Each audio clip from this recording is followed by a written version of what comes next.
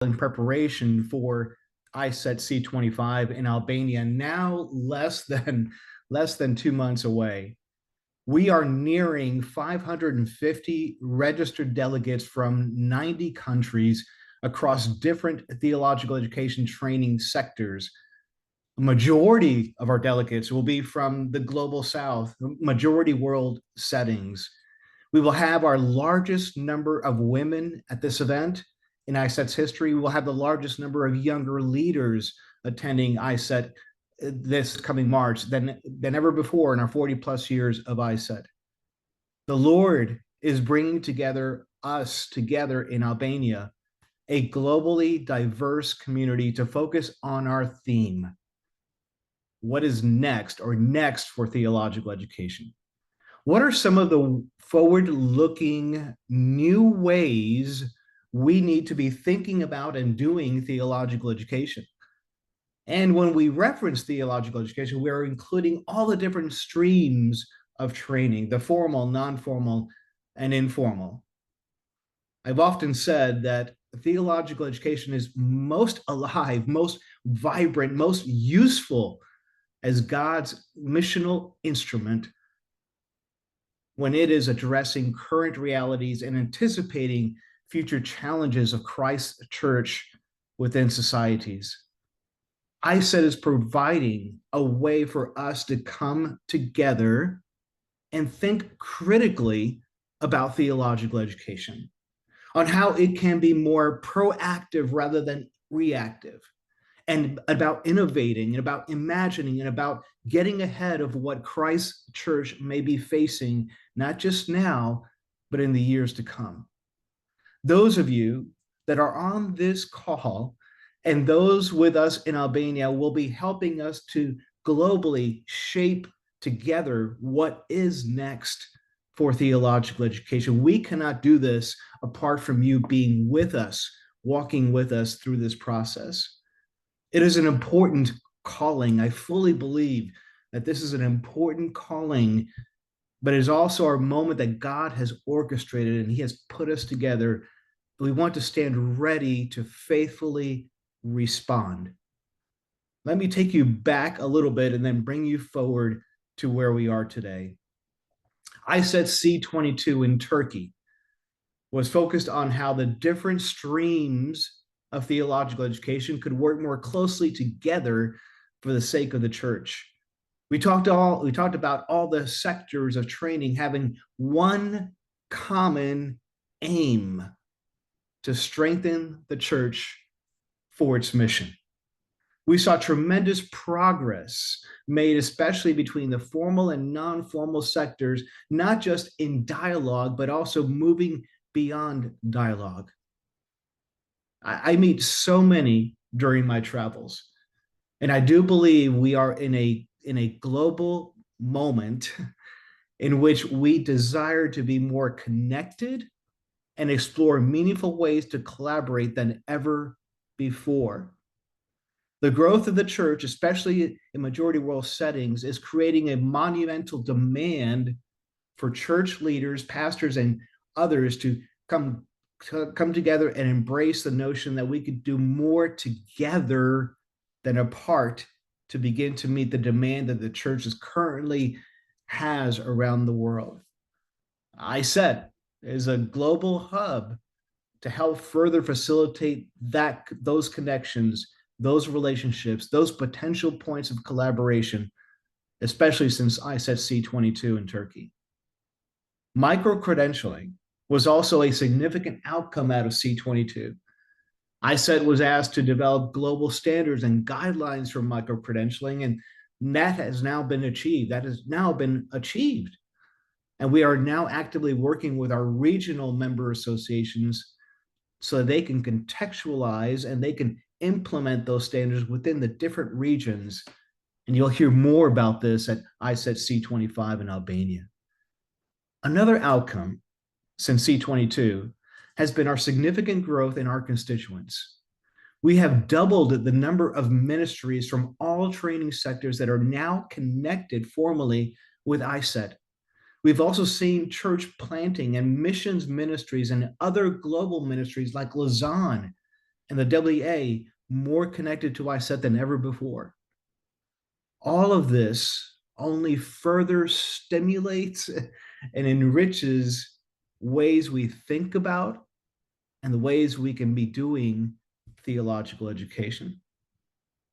And so when we look at ICETE today, it is not about ICETE, but about who makes up ICETE.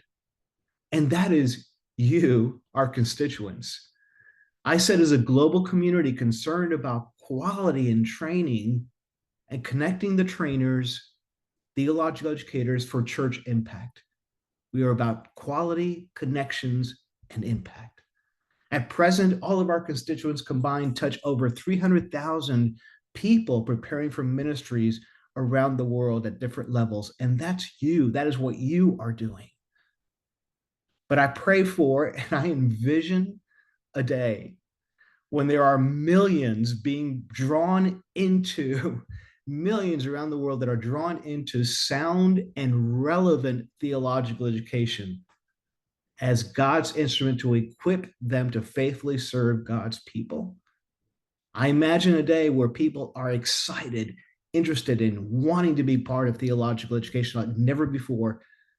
And we hope that ICETE plays a role in doing that. And you are part of that process. Within ICETE, we are praying that C-25 will indeed get us closer to that mark that I just have described, that vision of theological education being involved in training millions of people for preparation and ministry. An important and vital way forward for ICETE to achieve this is our ICETE impact teams. Let me give you a little bit of background on this. I travel a lot. Last year, I was on 67 planes, and through all those travels, I have the privilege to interact with folks from all sorts of settings involved in all sorts of training programs. When I meet with some, they are asking questions that they want to raise, areas of help that they need, concerns and challenges that they face. When I travel to another part of the world, guess what? They ask questions that they want to raise, areas of help that they need, concerns and challenges that they face that are very, very similar to what I might have just heard in a different part of the world. Impact teams is a way for you to know that you are not alone. You are not alone in your questions. You're not alone in the help that you need. You're not alone in the challenges that you face. Through ICETE impact teams, we want you to have access to people from every part of the world that have similar concerns about particular aspects of theological education. You see, what is next for theological education, our theme for ICETE C-25, what is next for theological education is for you to interact about and help to shape best new practices for theological education so that you and countless others in theological education may be more effective in meeting the equipping needs of your people in your contexts. Impact teams are a way to further elevate and embody within theological education voices that have historically not been much within theological education. In this sense, I believe that impact teams will raise the relevance and usefulness of theological education across the sectors, again, as God's unique chosen missional instrument to accompany and strengthen the church for its mission. Today, during our Zoom time together, you will have a chance to visit some of these ICETE impact teams during the breakout times. And having said all this, let me introduce you to Julie Shoemaker, who serves as the Director of Communications and Connections for ICETE. And let me just say this, she is our first full-time employee for ICETE in ICETE's 40 plus years. And we are so thankful to have her be part of our team, along with everyone else that makes up our team. And she will now lead us in a conversation with others, including Emmanuel and some others that are key people right now in helping to develop our impact teams ministry within ICETE. So, Julie, I'll turn it over to you now, and you can go ahead and have your time of conversation with Emmanuel and his team. Thank you, Michael. So glad to be here with all of you and be able to continue the conversation that Michael just mentioned regarding impact teams and where we are going with those. So yes, today we will have Emmanuel Ballon, our impact teams coordinator, and Alex Mantilla, who is part of our impact teams coordination group. They will both be joining us, and we will be having just a conversation. Really, our hope today is just to continue answering your questions about impact teams, give you an update on where we are, and kind of cast vision for where they are headed beyond here. So if you do have a question, feel free to put it in the chat. We may or may not get to it, but we'll see what we can do there. And but to begin, we're going to talk through a few different things. So let's just start with an easy question. Emmanuel and Alex, how many teams do we currently have? How many impact teams have currently been approved?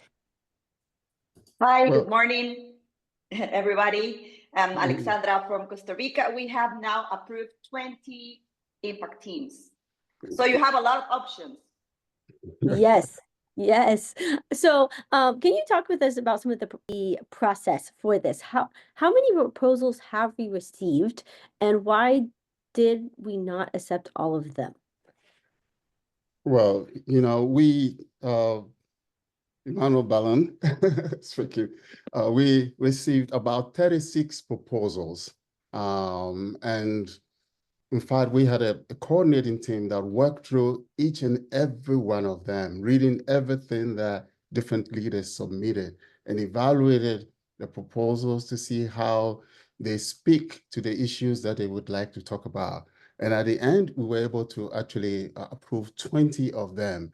And there are a number of other proposals that weren't approved, but they were merged with some existing ones that have already been approved. And so the fact that only 20 out of 36 were approved doesn't mean that we missed some topic. There were certain topics that were so similar because they're coming from different people and from different parts of the world that we encourage the leaders to work together. And as a result, there's a particular impact team that topic that was submitted by 3 different leaders. And we have to encourage them to work together. And now those 3 are just one impact team led by the 3 leaders. And so we have 20, but 36 were actually submitted for review. That's great. And I love seeing that aspect of people understanding there's a global need for a topic and that there be multiple people submitting proposals on the same thing, and then be able to bring them together to collaborate on the mission. That's what impact teams are about anyways. And so it was great to be able to start that process even at the review process to be able to start that. Another question, can people still submit proposals? Are we continuing that beyond today, or is this it? We have the final list for C-25 right now. So for C-25, we don't have more or new impact teams, but after C-25, there is the possibility to submit new groups, and so we can have new impact teams, but after C-25. Fantastic. Yeah, definitely.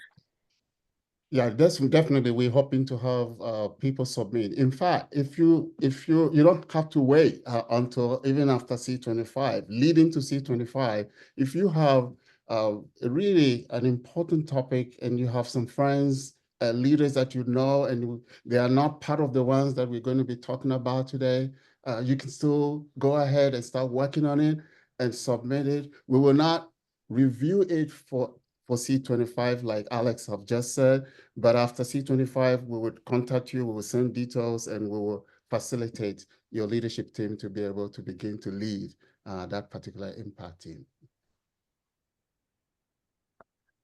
What would be, would you mind highlighting maybe just a few of the impact teams of what you think, maybe a few of them that would be particularly interesting that people should take note of?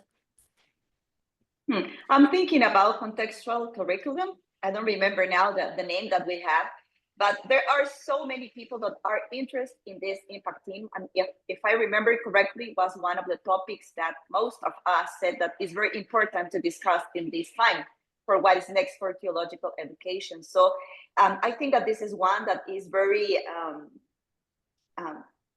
many of us have curiosity about this topic. And there are like so many things under this big umbrella. So I will encourage you to take a look at this one. Mm-hmm. I like technology and learning, innovation, technology and innovation in learning. We know how all theological institutions are, especially in the majority world, are moving into technology, trying to use technology and different ways technology would impact theological education. And it's one of those topics and themes that are coming out. And there's one that also really intrigues me, and that is neurophysical disability.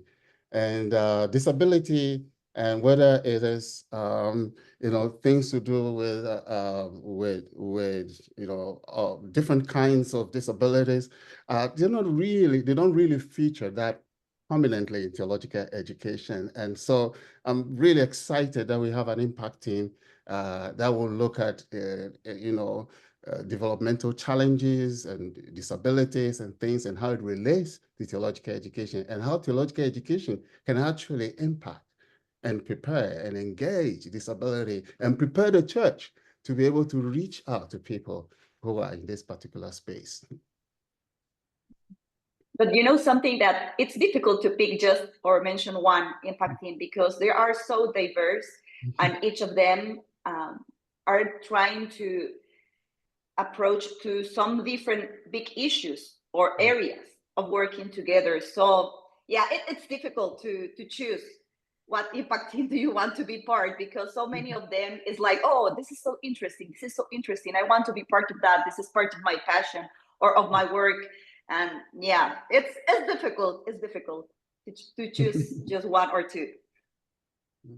Absolutely. I mean, as you mentioned, there are 20 different teams, which are 20 different focus areas that you all have identified as being important for what is next. And So Julie, I know you have been looking at the impact teams yourself, and is there one or two of them that really intrigues you? And that's a great question. I would say the polycentric training for mission.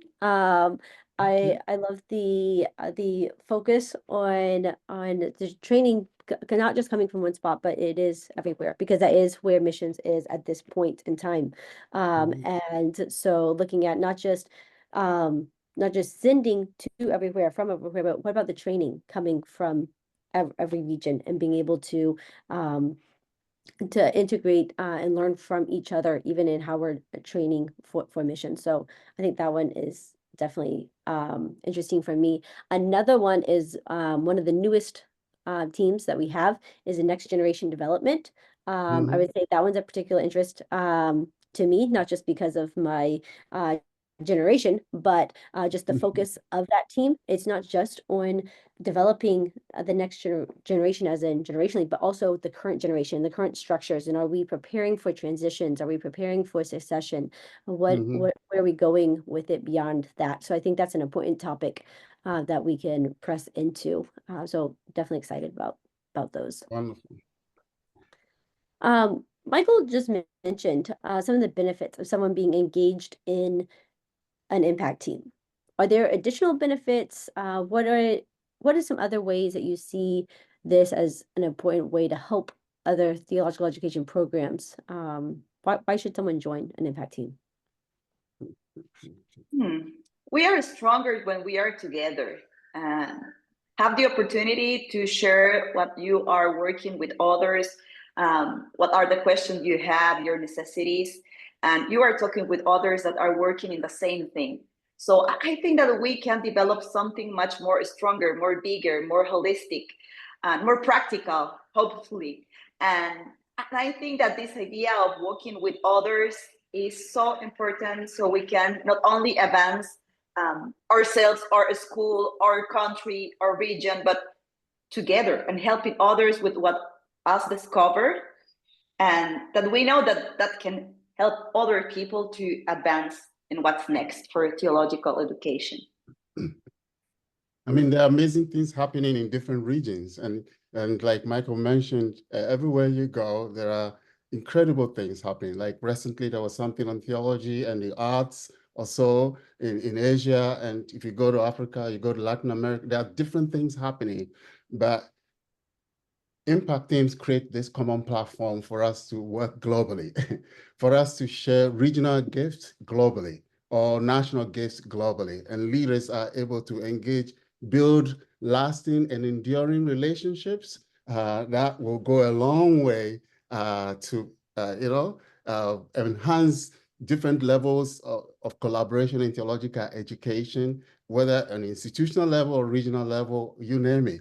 And so these relationships are really very important. Opportunity to cross-pollinate ideas and see how we can sharpen each other to look at issues and areas in theological education that we can strengthen and help the church fulfill its mission of transforming society. And so there are so many benefits that accrue to this growth. And if we are willing and able to engage around these discussions that will benefit the church and contribute to theological education. Yeah.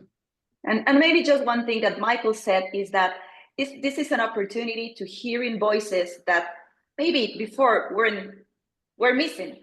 So if you feel that my voice is missing, this is the opportunity to join, and so others can hear your voice and collaborate with what you are doing. Yeah. Please don't step aside and continue being missing. We need to hear your voice too. Yeah. And one exciting thing about this is it's not a workshop. It's not something you do for 45 minutes or an hour and it is over. It's a journey. And you're going to be sticking around and working together for about 3, 4, 5 years. Who knows how long it's going to take? And so that's an exciting part of it. It's not a one-shot kind of thing. It's something that is going to evolve, and others will join. Some may drop off along the way, but others will join, and this will keep going and going, and it becomes a movement that actually can really produce materials, output, ideas, resources that will make us stronger and that will enhance and strengthen the church. Yes, yes. And as we're thinking about our desire and our goals, and as you said, Manuel, strengthening the church, I know people have multiple passion areas. So let's talk a few logistics here for a second. How many impact teams can someone join? Up to 2 maximum, but ideally 1. And why? Because why only 1? Why do you only encourage 1? Because the idea is that we can really get involved hands-on in the impact team that we are part of. So if we join to so many impact teams, we don't have time to really work together with a lot of people. All of us are very busy people, I'm sure of that. So that's why it's important that we can choose only 2, but ideally 1 impact team, and put all your heart and your effort and all you can have in this impact team to make them work and grow. Can someone change impact teams if they join one and then later they realize, wait, my passion area is actually over here? Are we allowing a shift from one to another? Definitely, yeah. You can choose. You may choose an impact team, having a particular thing in mind, having a particular goal in mind, and then you go in there, and the discussions are not something that you can connect with, or something that you really feel you can give your best, or you can add your gifts, or whatever it is that God has given you to that, and would like to move to someone else. Yes, there's a flexibility to change, but it's always important to let the leader know that you are moving out of that team. And then complete a form to actually join a new impact team. So there's flexibility, but we don't want people moving, moving frequently. I mean, from one to another impact team, then to another impact team. We don't want that. Just start with one, see how it goes. Hang in there for a while, understand what is going on, and if it is not for you, then you can make a change. and move into something else. So I mean, all the impact teams are involving. There are a few that have been around for some time and they have things in place and, you know, everything defined and they are thriving, but there are a number of them that are still evolving.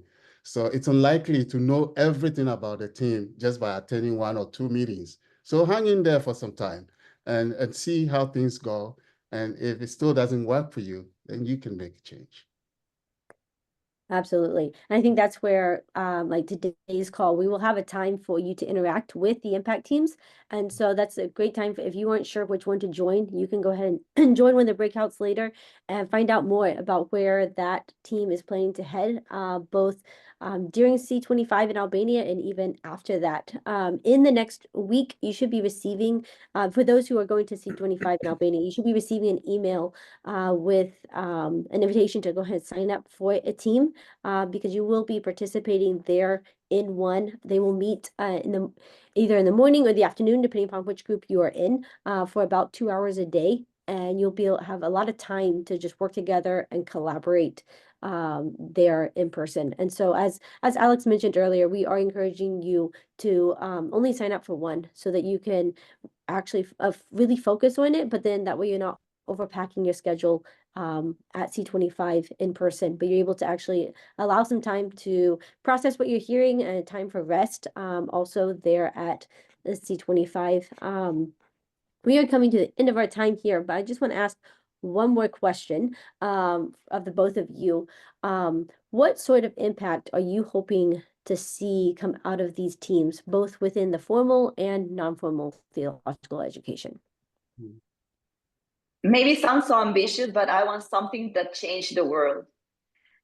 Something practical. I think that we are very good at thinking and theorizing and reflection and analyzing, but something practical that really changed the world, the church and the world. Yeah. I'm looking forward to seeing impact teams really bring a new energy into the church. that makes theological education, whether formal or non-formal, relevant. That the church can really embrace theological education as part of its mission and part of its ministry. And I'm looking forward to seeing the global church energized and strengthened, and who knows, maybe set off ablaze, you know, for Jesus, and to see the mission of God, you know, flourish globally in the church as theological education really infiltrates and is infused into every aspect of church ministry. And I'm hoping that by God's grace, you know, such we will begin to see signs of that through our impact team. Absolutely, absolutely. And I think just to highlight one more team that does exactly what Emmanuel is talking about, one of our newest teams, which is pastoral training development. That is another team that is going to help with training of throughout the sectors, and what does it look like to actually prepare people, not just with competencies, but also prepare them as people, as leaders, to be able to lead in these spaces. So we are excited about all the impact teams that we have. What I'm going to do now is turn it over to Yuri and Ulrich, and they are going to help prepare us a little bit more for our time in Albania, and then following that, we'll move to our breakout rooms. So Yuri and Ulrich, it's all yours. Thanks, Julie, and thanks, Emmanuel, and all the impact team leaders for the incredible job you guys are doing in joining us together in groups that can significantly collaborate and work together in this process. It really is very, very exciting for us to be a part of this process, and I'm very excited about what we're going to get to do together. So right now, we're going to interact a little bit, and I'm going to call you out from your inbox into some digital interaction. So if you somehow got lost in your email inbox or something else, I would love to invite you guys back. So there's a QR code on the screen. You can scan that QR code. There's a Menti link that you can also click alternatively. So if you prefer to use a different device than the one you're participating on the Zoom, you can just scan that QR code and that would take you straight there. You could also just open up your browser and go to menti.com and then do 38251953 as the code, and that would also take you there. So would love to, in the next couple of moments, just not only speak to you guys, but also hear from all of you with regards to this process. So go ahead and press that little like button. We're about 220 people on the call, and we're about 40 odd people in that is participating at the moment. So click the link in the chat, scan the QR code, go to your web browser and insert the code, whichever one is easiest for you to do, and that'll enable you to participate. For now, just kind of click on that like button. We're just about halfway there with everybody on the call, but I really do believe that this room is smarter than any one individual in this room. So we have a group together here of a little over 200 people. We'll have a larger group together in Tirana, and I believe that the wisdom of that group will always exceed any one individual in that group. And the process we're going to be engaging on is a process of harnessing the wisdom of this larger group during this time. And I'm going to explain to you a little bit around the why we're doing that and the power of that, and then just a little pre-taste of the how that will be happening, right? So I see just about half the call is on the Menti. You can always use the join code at the top, even while we're starting to participate. But I want to switch to the first question here, which is simply this, using a couple of keywords.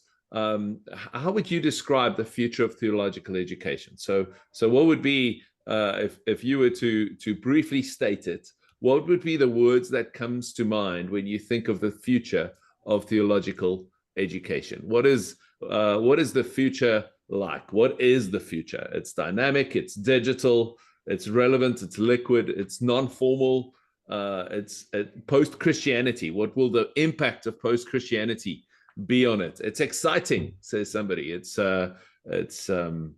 dynamic, uncertain, youth, challenging are some of the words coming out. It's critical, referencing the importance thereof. Collaboration is key, somebody else said. It's great. The future is great. There's some optimism in the room around the future, the contextual nature thereof. It's contextual. It's accessible. I love that. That's a great word that speaks into it. Now, I know some of you are getting lost now because the words are too small for you to read. So you're coming closer and closer to the screen. Well done on trying. We'll send out all these words to you.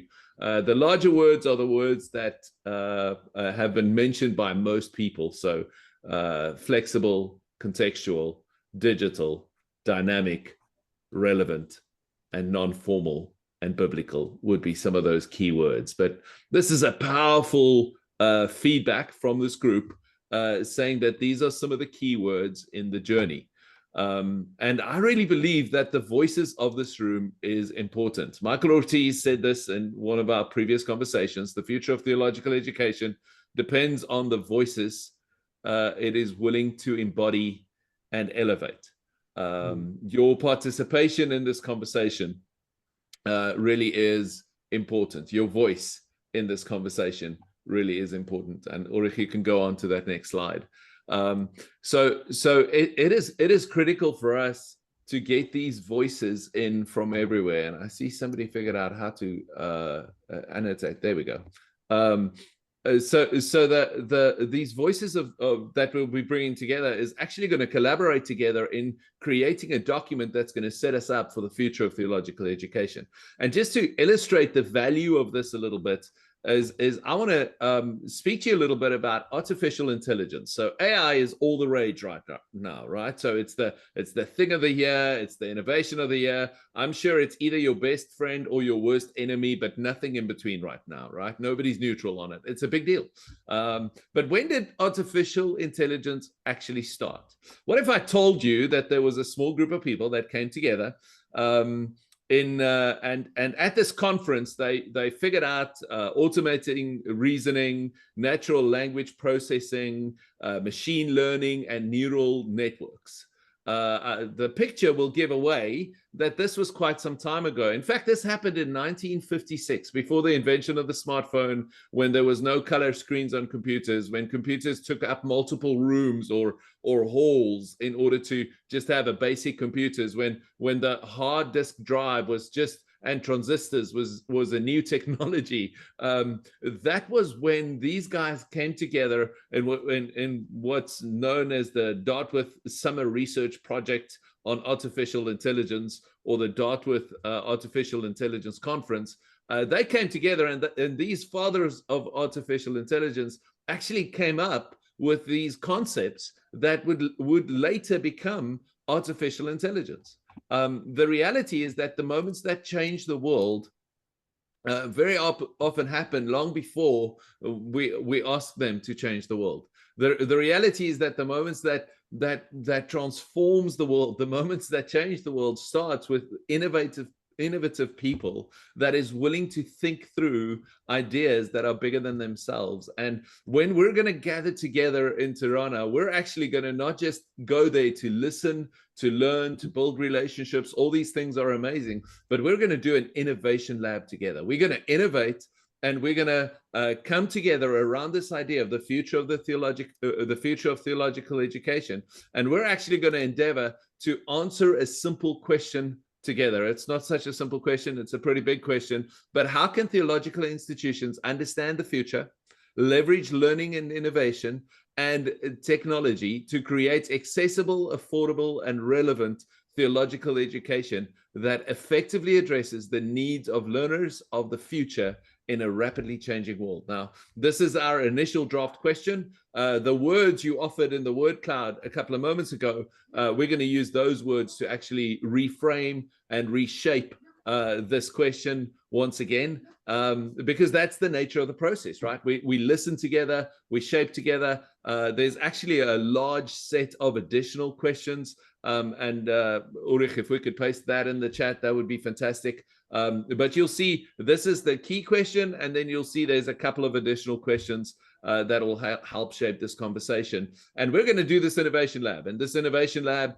is going to have several components to it. We're going to evaluate some diverse voices. We're going to look at what people are seeing at the moment. We're going to collaborate together. We're not just going to sit and listen. We're going to work around tables. We're going to have conversations. We're going to use digital tools to glean information during the course of that week. We're going to ask tough questions. We're going to be agile and adapt as we go. But we're going to all work together to figure out what will embody the most change. How can we come together and bring together this diverse, different process that will shape? How can we answer these questions with a document? So we'll actually end off the week with this document and presentation that will help shape for us what the future would look like. And we're actually going to leave Tirana and Albania with information that we can take back to our institutions, to our spaces, not with the wisdom of an individual, not just with the perspective of one person, not just with a great talk, but with the collective wisdom of the entire body together, coming together into a single presentation that you can go and present, and document that you can take and help shape the future of the institution that you're a part of. But you can know that the learning that you did, the information that you did, helped shape this conversation in all of the rest of theological education. This is collaboration at its best. This is the type of global collaboration, co-learning, shared learning, disruptive understanding that comes together and collectively changes, comes up with the key answers, and collectively, as we apply that all over the world, I believe it has the ability to bring about great change. So a little bit of information just on the process. We've got this call today. That's kind of the setup of the idea. There will be a pre-consultation survey that will be sent out. And this is really important. I know you're busy, but when this survey comes your way, just know that this initial survey is not only going to set up our conversation, but it's our initial gathering of the collective wisdom or the different perspectives, the different voices from within the ICETE community that will start shaping this process. So if you could take the couple of moments to fill in that initial survey, that information would really be helpful. If you want to consult with people in your world that you feel like would be key voices in that journey, that would also be great. It would be fantastic to have those voices come together. We'll then do the innovation lab in Tirana, in Albania, as part of the plenary process. We're going to have these moments. We're going to have these interactions. We're going to sit down. We're going to collect the information, and then we'll end on the last day there with a collaborative report that will give a final answer to, this is what we have thought, this is what we've come together on, this is what we've agreed on together going forward. So I want to just close out this time of consultation today by just asking you this question, is what are the key questions we need to answer to ensure the future relevance of theological education? So would love for you just to come up with a key question or so, and just basically say, if you were to consider this as we're going into this process of designing together a statement on the future of theological education, our understanding of the present, our prediction of the future, and the adjustments that we need to make as theological education institutions, what are the questions that stand out to you with regards to this? And feel free to make a statement or to frame a question and say, this question is highly relevant to me. So what is theological education? What a great start. Will it be relevant and practical enough for the next generation? I love that question, because maybe the question there really is, what would make it relevant and practical enough for the next generation? What do you most need to be equipped for service, right? So if the world is changing, how do we build the bridge between where people are now and the people they will be engaging in the future? How do we bridge the digital divide to enable better access and quality theological education in the majority world? What a powerful question. If we could overcome that divide, what a powerful mission force can we raise up from around the world? How can we bring seminary to the village? Great question. Is it practical? We must build ministry practitioners, not just educated learners. So it speaks to that practicality again. We will take some time, and maybe you can just group these responses for us by pressing space, Ulrich. So let's see how AI would sort it. But we're allowing the AI engine just to sort that. I'm really excited about going on this journey together with you guys, and really just taking some time for us to journey through this. As we go through this journey, as we collect the collective wisdom of this larger group, we will continue to actually take all of this information and share it back to you, which will continue to give you the collective wisdom of this process. But this is going to be an exciting journey together. May it be just like these faces from the 1950s, those guys in the Dartmouth Artificial Intelligence Conference that came together, brought their understanding together, and from that literally changed the world, defined the future of the world. May this gathering in Tirana be one like that sets up theological education for the bright future that I know God has in mind for it. Excited to be on this journey with each and every one of you. Emmanuel, grateful for you leading the charge on the process around our impact teams and just the incredible impact that's going to have. So thank you for setting up our next time. Thanks, Yuri. That's an excellent job taking us through all this stuff with AI and, bringing us through this. At this point, we'll be heading to our breakout rooms. Different impact teams, breakout rooms are going to be opening, and impact team leaders will be sharing with you about the scope of that particular impact team, the description, what objectives they're seeking to achieve within that, and let you know how you can get involved, how you can participate. They'll also talk to you about some of the things they've already started doing. They will talk to you about meetings, how they plan to meet, and what kind of preparation that they would like to have between now and C-25. Leaders will share with you what they hope to achieve when we get to Albania. And we're going to be having 3 days, 2 hours each for every impact team. And impact teams leaders will also talk to you about it. They will have conversations about that. And you will have conversations about what you want to achieve when you are in Albania. 2 hours each day for 3 days. And you will have opportunity to talk about that. And if you have any other questions for the leaders, please feel free to ask, engage, and talk about whatever you think will really add value and move this particular impact team forward. So that is what about, you have about 40 minutes or so, 45 minutes to engage around these issues. And we want to just dismiss this team into our various breakout rooms and select the ones that you would like to join. Thank you.